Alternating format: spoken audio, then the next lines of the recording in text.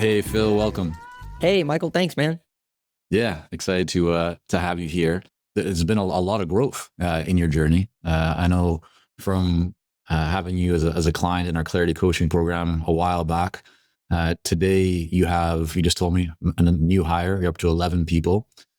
So excited to dive into this and really have you share your journey of how you've gone from just getting started in the early days to where you are today. But let's let's back up for a moment. I'll hit that rewind button because you were working, I believe, at a pretty large, was it an air duct Yeah. kind of cleaning company or something? So just take us back. Like, how did you we'll get into the whole entrepreneur, business builder, right? How you've grown a team in a few minutes, but what was that environment like for you working as an employee in a company? And ultimately, why did you decide to leave that to start your own consulting business? Yeah. It starts a little bit before then. When I came out of college, I was in the enterprise management trainee program.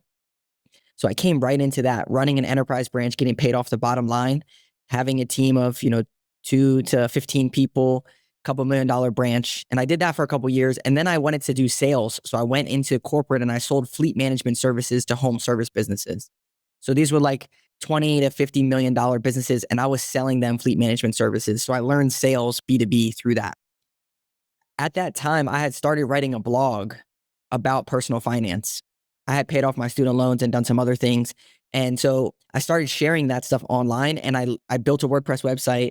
I started doing SEO, email marketing, and I ended up getting featured in Forbes, CNBC, all these cool places where I got backlinks. So when I went into these B2B sales meetings, I would ask these businesses, like, how are you doing marketing? What are you doing? I was just featured in Forbes. What are y'all doing, basically? Yeah.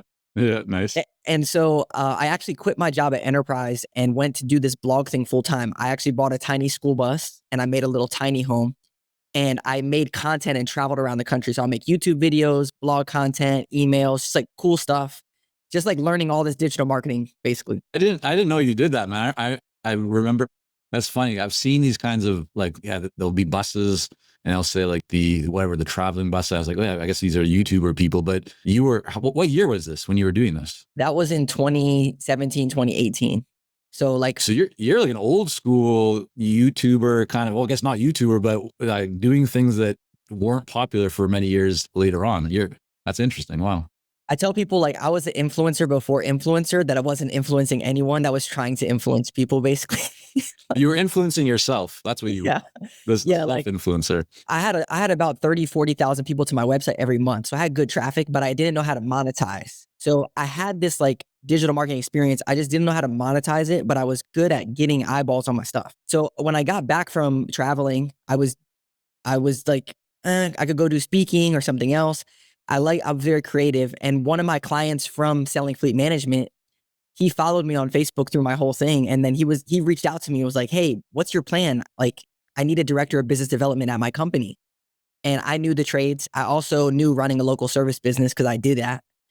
And so I went to work there, and literally in the first like 3 months, I was like, it's game over. Like, I know digital marketing. I know how to run a local service business. He was a $3 million business. In the first 10 months, I took him to $4 million in revenue, and I took his profit from 300 to 900,000. Like, it was humming. And so he starts telling all of his friends, like, this guy's a beast. You should, go to lunch with him or something. And I was only making about like $70,000 or $80,000. And I knew the impact I was making. So I was like, hey, my 1 year's coming up. I should be making at least 6 figures. And he was like, well, maybe you could work with some of these other companies and just charge like $50 an hour. And instead of working for me 40 hours, you could cut your time in half to like 20 hours and still do all the same stuff, but then work with like 2 or 3 other people. And then you would make 100,000, and maybe it's all good from there. So that's literally how I got into it. There you go. I wonder if he's looking back or has ever thought, wow, I should have just found a way to keep this guy Phil more engaged in what we're doing and help us go from 4 million to 10 million or something like that. Yeah, well, here's the cherry on top. He named my company Phlash Consulting. It's my name, Phil, with PH, and my wife's name is Ashley, and we call her Ash, so Phlash. And I stayed on with him. I still work with that company to this day. So 5-6 years later, I helped him get to 5 million in revenue and then sell to private equity. And he had a 7 times EBITDA exit. So like, crushed it. He literally tells me to this day, like, he's like, you're a godsend. Like, I don't know what I would do without you, basically. So everyone, it's all win. Everyone's winning all around. There are consultants out there landing dream clients, charging premium fees, and building the kind of business and life that you want. And here's the thing, they're not smarter or more talented than you. They've just got the right strategy. If you're tired of guessing your way through the next steps, wondering if you should raise your fees, change your marketing strategy, or find better clients, it's time to stop spinning your wheels. At Consulting Success, we've helped thousands of consultants just like you cut through the noise, get crystal clear on their goals, and build businesses that thrive. And the best part, it all starts with a free Consulting Success growth session. This is your chance to get personalized guidance on how to break through your challenges and build the business you deserve. No fluff, no gimmicks, just real strategies that work. So why not you? Why not today? Go to consultingsuccess.com/grow and book your free session now. Let's take the guesswork out of growing your consulting business. Again, visit consultingsuccess.com/grow today. Looking back, what did you do to his company that you think might be applicable to a typical consulting business today? Or said another way, what did you do then that maybe you're applying in your own consulting business today? For sure. So he was doing $3 million and he had 36 Google reviews, which is not a lot for a home service business. His bread and butter was B2B partnerships. So he would be partnering with HVAC contractors and getting referrals from them. And then he would give them a cut of every deal that he would get. So every deal, he would give them 20% of the revenue for the lead that they gave him. Well, if we were to shift all those people into regular COD residential style customers and not give a referral fee, you basically get a 20% profit boost right there. So within the first year, we took him from 36 Google reviews to almost 1,000 Google reviews. And then he started dominating from a local SEO perspective. How does this tie into consulting specifically? First off, build referral partnerships, because that's one way where you don't need to have this whole SEO and all this stuff. You can just get referred from, CFOs or other people that are going to refer you. The second thing is get Google reviews, build a presence online, do some SEO of some sort, and then you can get other people coming into you, which is more of a higher level strategy, I would say. And just so on the referral partners, I actually had a conversation with a client about this yesterday and kind of building up what I refer to as like the partner ecosystem. So for those who are joining us right now going, well, like, what does it actually look like? Phil, you touched on one or two there, right? But it could be accounting firms, it could be law firms or attorneys, it could be software partners. Essentially, ask the question of who else touches or gets in front of or has access to your ideal clients. And yeah, look for partnerships there, right? You can send each other business. And when you have a few of those set up, really good things can happen. Yeah, exactly. So like for us, CFOs are usually looking at the numbers and they're like, hey, we need someone that's going to help with marketing. So here's a great company that knows their numbers, work with them, and then we would give them some type of referral fee for referring us. And so in your case, when you talk about CFOs, fractional CFOs. Right. So fractional CFOs, you're not just picking any fractional CFO that works with any type of business because your business focuses on home services. So you want to target people who really specialize also in home services. That's right. So what I did was I went to Fiverr, Fiverr, and I found someone to build a list. And I said, I want a list of all the CFOs that works with home service business owners. It cost me like $150. They gave me like 150 people. I had our admin go through and connect with all those people on LinkedIn. Then they start seeing all my content coming through and they start referring us business. And then I just reach out to them via email to the people that I want to connect with and start building relationships. Yeah. Love it. Yeah, you're very good at those kind of like quick tactical wins. Oftentimes people overthink we need to have this massive strategy or this multi-touch, like crazy like they just kind of get bogged down in thinking big, but it's too big. Like they're missing the opportunity for quick tactics or quick implementation, which then creates results that you can build on. All right. So it sounds like the first client that you had, right, was the person that you suggested. Let's fast forward a little bit, because one client, right, somebody can get lucky, right time, right place, network. But what did you do to get the next 2, 3, 4, 5 clients in your business? Yeah. So that first guy, he referred me to 2 people. So I had 3 clients like right away, because I did such a great job working at his company that he was telling all of his friends already. So basically now it's like Phil's a free agent, let's figure something else out works kind of. And that piece, when I got my first 3, so that was like literally a couple months into it, Then I came to a crossroads because I was selling my time for money. I was selling $50 an hour and I only had 40 hours to give and I was maxed out. Then I got my next referral and I couldn't ethically give more hours. So I could either hire someone else and then try to sub out the hours kind of thing, or I could productize our service into something that was value driven, that was a monthly fixed cost, and then I could build it. And that's what I chose to do. So from there, I would get referrals and then I would try to flip those referrals. So basically I would say, okay, I had this HVAC contractor. Here's our numbers because I know the numbers pretty well. And I would go to another HVAC contractor and I would literally just like go to a BNI networking group, for example. This is literally what I did. I went to these networking groups where I knew HVAC contractors would be, and I would just set up meetings with these people and tell them about the success. Got it. Okay. So walk me through that. I mean, you mentioned that you made a very intentional decision to not just trade time for money, if you will, right? Shift away from hourly, more towards productization.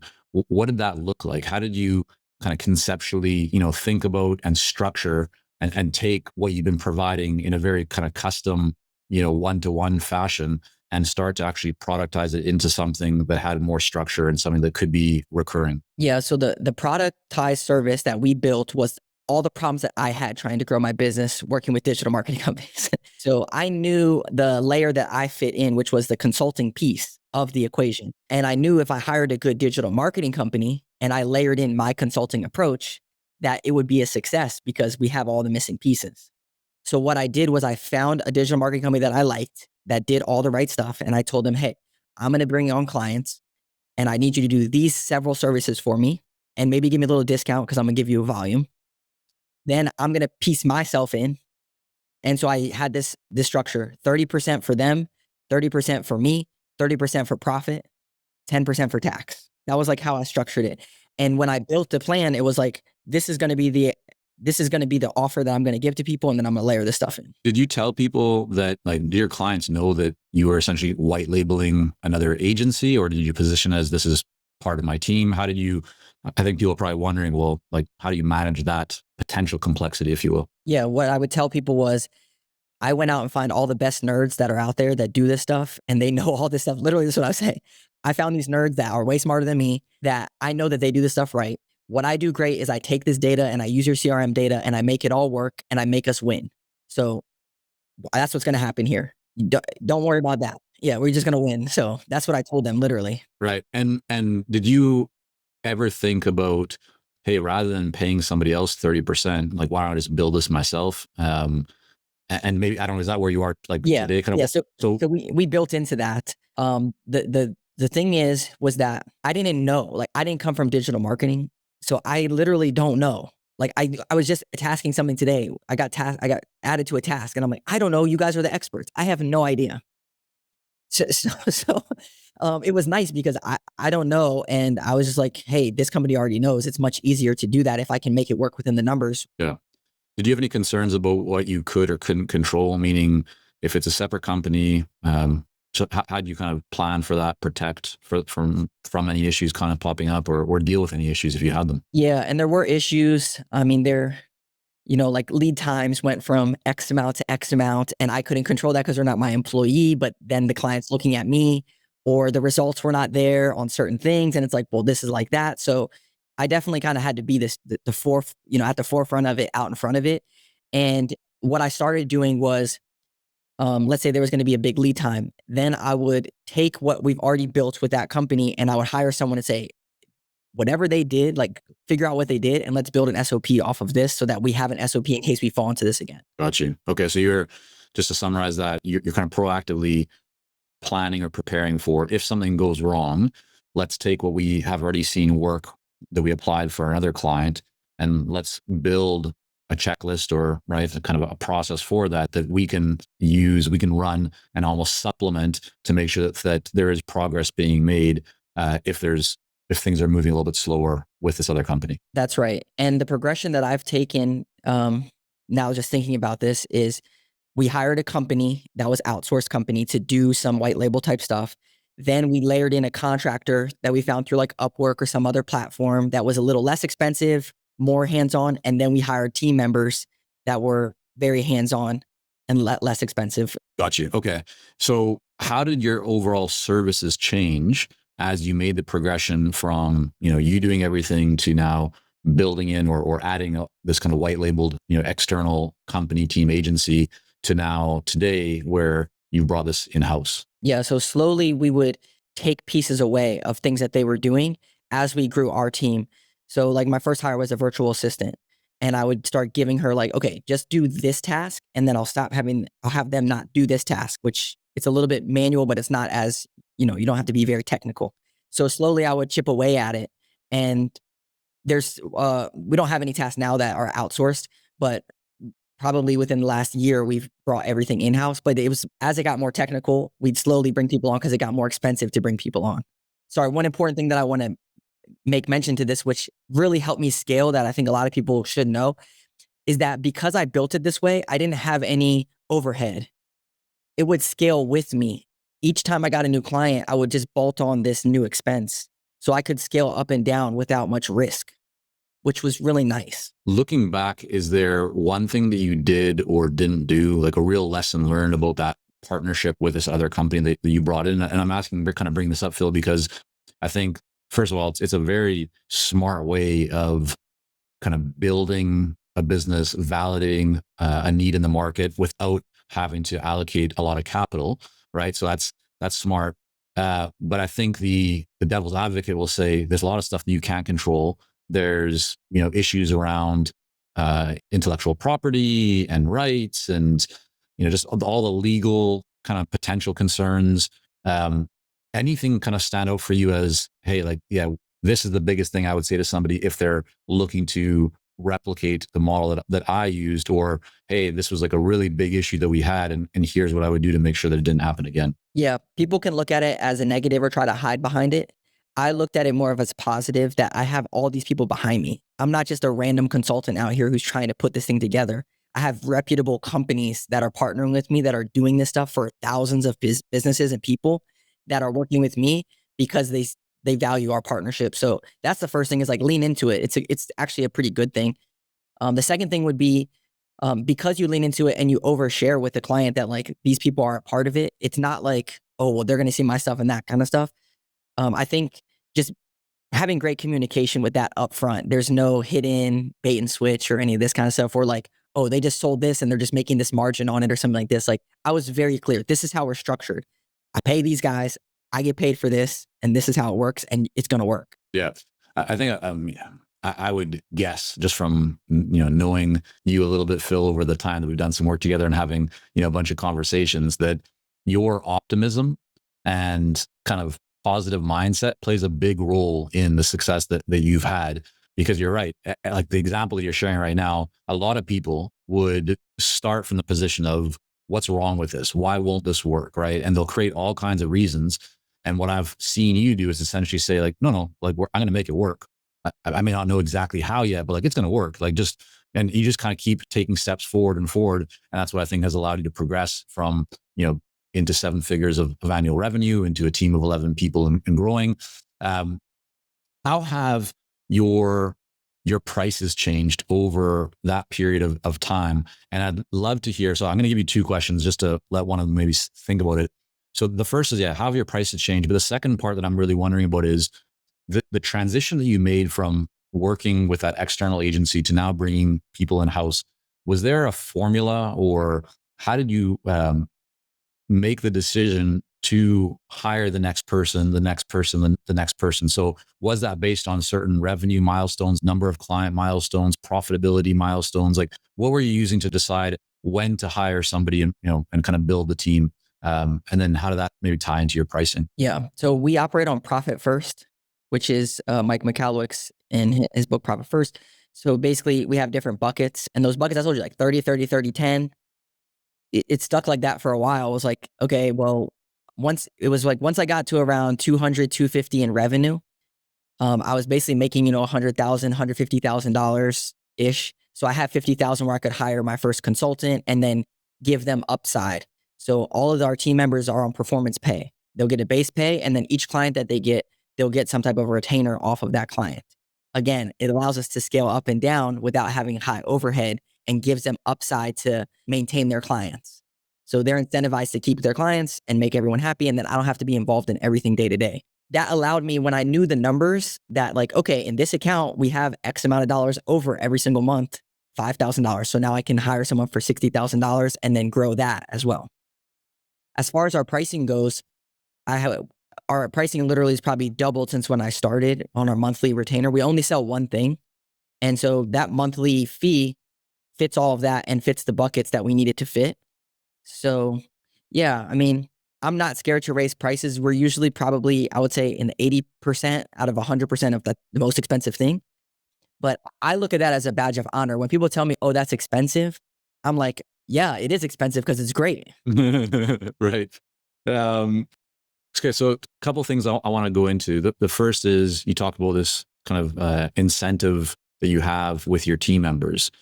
Just break that down in a little bit more detail. Is that you're paying people maybe a little bit of a lower base, but they have greater upside potential, or is the base kind of industry average?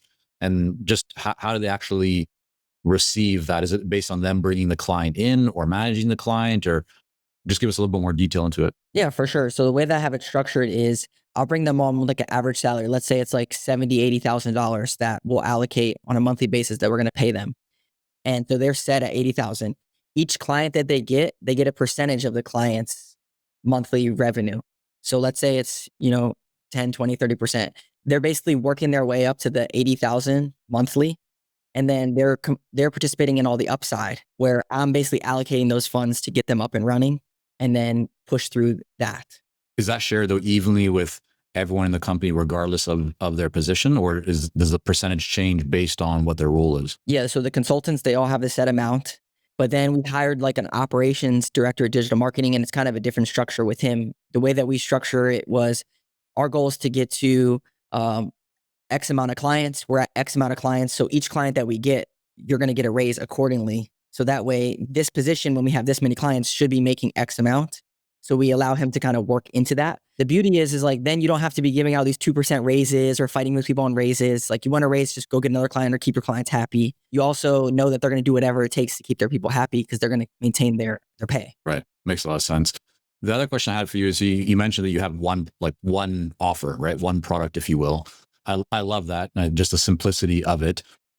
So a couple things that will relate to that. So the first is, I think, just for everyone to see that you can have a business that does, millions per year and just have one product or one offer, right? You don't need to have 4, 5, 10 different services or products to achieve 7 figures plus in revenue. But my question for you on that, Phil, is, again, the devil's advocate, or kind of somebody looking at that from a different perspective, might say, like, how did you do that? Because there's so many different things that I could provide, so many different ways that I could help. So I'm wondering, can you share a bit of your journey of how you essentially have like shaved away, right? Or cut back all the different things you could offer and only hone in on, this is the one thing that we offer. Like, what does that look like, and what did you remove, and how do you kind of arrive at? Yeah. So I started the company 6 years ago, and the first 2 years was really figuring out what the heck do we do and who do we do it for and all that. And within those first 2 years, like, it was through COVID, there was a lot of things going on. So at one point I was like, doing sales consulting for a tech company, and I was at Harvard pitching it to doctors and like doing random stuff. And what really helped me was when I just narrowed in on who do we serve, 1 to 10 million in revenue, home service business owners that are targeting B2C homeowners. Like, that's our bread and butter. This playbook that we have, if we execute this exact playbook for those people, they're going to win. They might tell us, oh, well, that doesn't work for us. This doesn't work for us. That doesn't work for us. It doesn't matter. We might do a little bit more of this over here. We might do a little bit more of that over here. At the end of the day, this is what you get. It's a marketing team is basically what we're selling. You bolt this marketing team onto your business, and you get a developer, you get a content, all that kind of stuff. And you might do a little bit of this, a little bit of that. But at the end of the day, it's a marketing team. How do you position what you're offering compared to others, right? So you're not the only person or the only company working in home services marketing, right? How do you talk to the marketplace? How do you talk to prospective clients and buyers about the difference that you bring? Yeah, so this is perfect for consulting. So I'll tell you 2 things. First, I say this: listen, I was in your shoes. I was trying to grow a $3 million business to $5 million. And I was stuck working with these digital marketing companies that didn't know anything about my business. And I was frustrated. So like I was there with you. And I built this company to solve all those problems. Like I literally went out and built a company to make sure that none of that stuff happens again. So I'm in your shoes and I built this, like, I don't know. I just know what I want it to be. And that's what we build for. So that's the first thing. Second thing, I say this all the time, which is a good one, is this name right here, Phlash Consulting. I could have called it Phlash Digital, just like everyone else, but I didn't. I called it Phlash Consulting. Why? Because we're a consulting company. We take your data, we analyze your data, we make decisions, we help you grow your business. We're not just a cookie cutter digital marketing company. It's a consulting company. Those are the two things. And it works perfect. So think about everyone who's joining us. How does that apply to you, right? So the two things I heard you say there, the first is you're empathizing with them, right? You're showing them that you understand the position that they're in, which right away kind of, creates that stronger level of trust or relationship. And then the next is you've picked an enemy, right? And it's not like you're not talking bad about somebody directly, but you've picked an enemy. And so they can see and go, oh, okay, so you're fighting against that. Like you're creating that distinction between you and the status quo in your marketplace. That's right. That's exactly right. What does your sales process look like today? So just walk us through maybe from initial lead generation. How are you getting leads? What's working best for you? And then once you have a lead come in kind of into your system, and like, what are the next steps in terms of how many calls does it typically take to close, or meetings? Just walk us through that kind of journey. Yeah. So right now we have a couple different ways to get leads. We still get referrals coming in. I hired an appointment setter to do prospecting and cold calling on our target audience. So they set appointments. That way is like super cold and it's not the easiest way to close them, but it is appointment setting. We have content creation where I have a YouTube channel. I create weekly content. So we get leads from there. And included in content is like an email newsletter, that kind of stuff. And then the last one is podcasting, where I podcast and I guest on other people's shows. I would say the three big ones are the referrals, content creation, and podcasting. It's pretty much those things usually get leads coming in that are good, warm leads. The way our process works, we do an intake, which is a marketing audit. On that marketing audit, we go through and we give them literally the game plan and blueprint of how we would grow their business, right? Kind of like what you talk about in the program. You walk them through this exact audit and then you give them the game plan and say, if you want to work with us, great. If not, you can go for it. We do not charge for that, mostly because right now I want to get to the point where I need to start charging for it because we have so many. We probably do about 5-ish per week, one a day, like audits. So we have decent lead flow coming in. But yeah, so and once we get on a call for 30 minutes, to be honest, it's usually like a quick close. Like it's either then or they're like, let's set up another meeting, or right now is not the right time, but maybe sometime else is. But usually it's like, where have you been all my life? Let's work together. So do you collect as part of that intake and the analysis, are you asking them to submit a whole bunch of information before you even have a call with them, or is it just on the call itself? Yeah. So the beauty of digital marketing is that we can, use different plugins and stuff to like analyze what they're doing. So we then go and like, we'll pull up their website, we'll pull up their rankings in their area. And then in the first like 5 minutes, we're kind of gathering that information. Like, what CRM do you use? Are you doing this? Are you doing that? Are you using this? How are you doing this?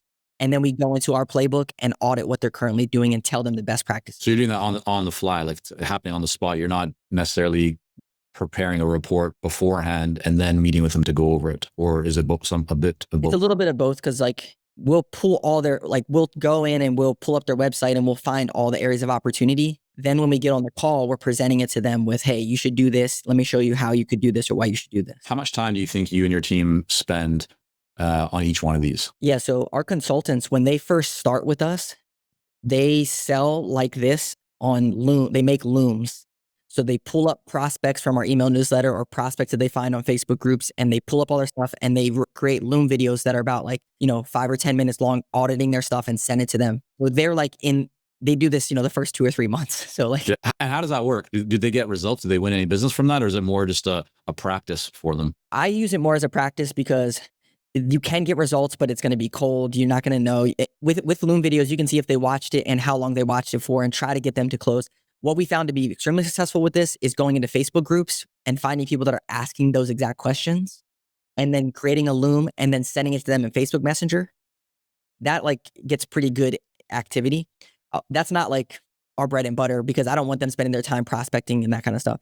To answer your question, to come up with all that stuff usually takes like 10, 20 minutes to just like do a quick audit of stuff. And you're pretty much, after you've done it a couple of times, it's like, okay, it's the same thing over and over. Yeah. Right. Well, and what percentage of the people, so if you're having, let's call it maybe 20 of these per month, how many people do you find tend to move forward and actually become clients, within the next month or so? Yeah. So we kind of have a couple different buckets, and this is where you can get really cool with your offers. So I only offer one thing, but we only serve 1 to 10 million in revenue clients. A lot of times we're meeting people when they're too small. So that company that we partnered with way back when, they're a referral partner for me, and they give me 10% every month when I send them deals. And they serve those smaller clients. So I'm still making money even if it's not a right fit for us. If they're the right fit for us, we usually close around 30, 40%. Yeah. And do you do anything with like let's call them the 60 or 70% that do not move forward? How do you treat those? Do you do anything with them right now, or do you just kind of focus on the new leads coming in? Yeah. So what we do, I would say we do 3 things. First, we refer them to that other partner or some affiliate partners that we might have. We'll set them up with them. Second, we give them so much value that they leave us a 5-star Google review. We have over 50 5-star Google reviews just from our marketing audits. So at the end of the call, I'm like, did you get value out of this? Like, oh my gosh, yes. Okay, do you mind leaving me a Google review? It really helps us out. And then the third thing is they go into our email newsletter because they're going to be advocates for us and they're going to stay in touch with us. And maybe they do grow to that point and they come back and work with us. If not, at least they're going to be out there sharing the wealth with people because they got so much value and they're going to continue to get value. Yeah, that's awesome. Okay, so today you got 11 people. Walk me through what's been the biggest kind of challenge for you in getting to where the business is today. Because I think when you first reached out and you came into the Clarity Coaching Program, you were 6 figures in revenue, right? Probably lowish 6 figures or so. And that was maybe, I don't know, 18 months, 24 months ago, give or take, something like that. I don't know exactly, but I think I was around like 500,000 or 600,000. Okay. So yeah, you went from that level now to into 7 figures, right? So you've created some really significant growth. I'm wondering what's been the biggest kind of shift for you in terms of where you're putting your attention, or maybe a lesson that you needed to learn, but that was really pivotal or critical to kind of get you to that next level of where you are today. Yeah. So, I was telling you, like, I don't know anything about digital marketing and blah, blah, blah, but I was still doing a lot of the stuff because like, I know it, but it's not like my specialty or forte, or I like to do it. It's just, I know kind of what to do. So, about 6 months ago, we hired a director of digital marketing to literally run that whole division, which that freed me up significantly to go and focus on what I'm good at, which is sales and marketing. Cause I obviously, I feel the pain and I can talk about it. So that's really helped out a lot. The other thing is really like that performance-based pay with our consulting team. It's been huge because it just frees me up so much because they're the ones that are solving the problems. They're the ones dealing with the clients on the day-to-day. So I don't have to be fighting the battles for them or with them. I can coach them through it, but I don't have to be sucked in as the bottleneck. Right. And when you hired the consultants, did they already have home services, experience? Like, do they already have a level of expertise that you felt, oh yeah, they're good to go pretty much from day one, just with some minimal training? Or did they require a lot of training to essentially learn what you knew? Yeah, I actually kind of did this backwards. So the first one that I hired, she worked with me at Enterprise and she was in pharmaceutical sales, and she's a really good salesperson and great customer service, great account management skills, but she literally knew nothing about digital marketing. And so I spent like the first 2 or 3 months coaching her. And then when I got her new clients, I was running calls for her with her on the calls. And it was kind of hard to break that relationship with those people because I was still intertwined. And now she's been with us for like 3.5 years or something. And she's, crushing it on her own. The second consultant that I hired had digital marketing for local service business experience, 5 years of it. When she came on, she brought so many SOPs and processes that were like, okay, let's button all of our stuff up really good. And she was much easier to get going, but she knows a little too much. So sometimes she gets into the weeds with our back-end team. Instead of just focusing on being a great consultant, she can get bogged down with like, well, this technical thing is not like this, like that. So it's kind of a blessing and a curse.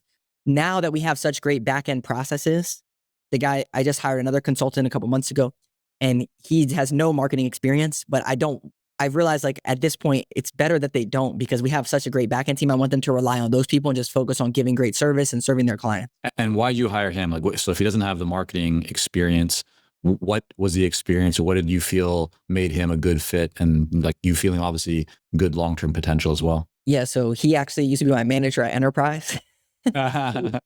He and he has a really good business acumen. Like he can have a very high level conversation and build instant credibility with people, which when you're dealing with other business owners, you need that level of communication. The digital marketing, it can be hard for the people that are the doers of digital marketing to be able to have those high level conversations and analyze data and process it and give them the consultative feedback. He can already do that. I know from his experience. He just has to need it fine tuned a little for digital marketing, and then the Google AdWords, SEO, all that stuff. He can have a back end team support person on a call with him to help walk him through it. Right. Got you.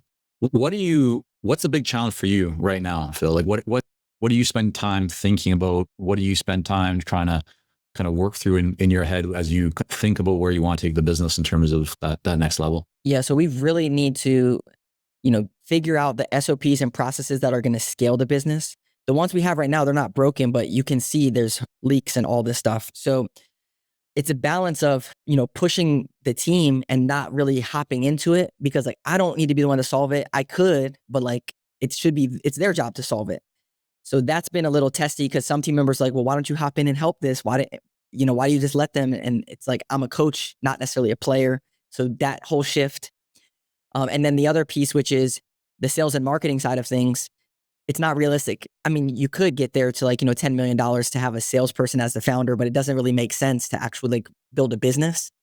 So that's kind of the next thing that I have to tackle and figure out who's going to be doing the sales calls and how are they going to convert at my level or close to what I'm doing, and what's that going to look like. So that's kind of the things that I'm trying to figure out what's going to happen next. And what are you most excited about when you think about, the future of what Phlash Consulting is going to be? Yeah, I was just talking to one of our team members about this. Is like, I literally, like, if someone were to offer me, $10 million right now, I wouldn't sell the company.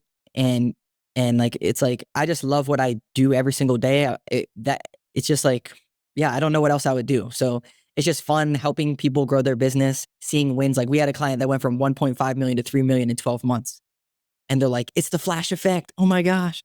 It's like, and then you have, team members coming on that are making 80,000. And then after 12 months are making 140,000 or something. And it's like, everyone's winning, everyone's doing great work. Like everyone likes what they're doing. I don't know what else I would do that gives me that, level of joy.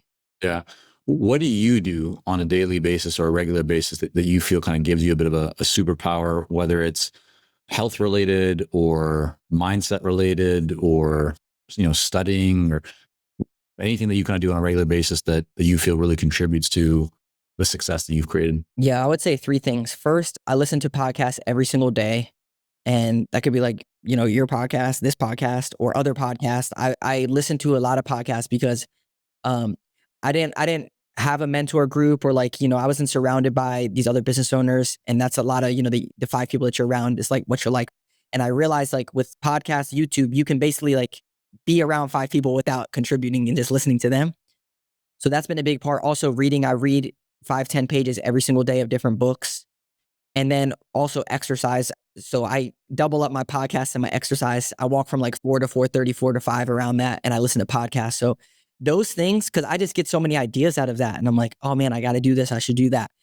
I would say those are the big things. And another really important part to that is when I get on calls with business owners and I'm like, yeah, profit first or these different things. It just shows that you're active, you're learning, you're getting better, and it definitely helped. Awesome. Well, Phil, I want to thank you so much for coming on, and always great to catch up with you. I'm excited to see where the business continues to go, and as you continue to grow it. I want to also make sure that people can learn more about you and about your company. Where's the best place for them to go? Yeah, well, if you are a home service business listening to this, doing 1 to 10 million, the whole thing, you can go to Phlash. I don't know how many of those we have. I gotta tell you, I don't know how many home service business owners, but get it in there. Get the call to action. Phlash Consulting, PHLASH consulting.com. You can go there. If not, just hit me up on LinkedIn, Phil Risher. I usually hang out there. Happy to, talk, hop on a call, do whatever, add value. So that's the best place. All right, Phil, thanks so much.